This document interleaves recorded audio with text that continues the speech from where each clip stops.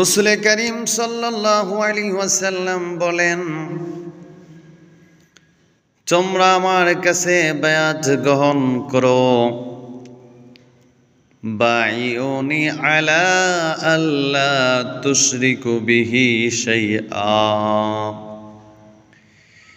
এই মর্মে যে আল্লাহ তাআলার সাথে কাউকে শরীক করবে না, ওয়ালা তাসরিকু, আর তোমরা চুরি করবে না, ওয়ালা তাজনু, আর তোমরা জিনায় লিপ্ত হবে না, ওয়ালা তাকতুলু আওলাদাকুম, এবং তোমাদের সন্তানকে হত্যা করবে না।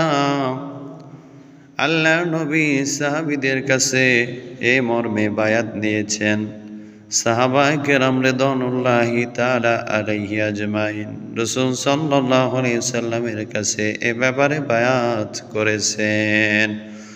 ফাবায়ানা আলা যালিক, সাহাবায়ে কেরাম রিদওয়ানুল্লাহি তাআলা আলাইহি আজমাইন তারা বলছেন, আমরা এই কথার উপরে রাসূল সাল্লাল্লাহু আলাইহি সাল্লামের কাছে বায়াত করেছি। সহিহ মুসলিম গ্রন্থের হাদিস, মিশকাতুল মাসাবিহের হাদিস সংখ্যা 18।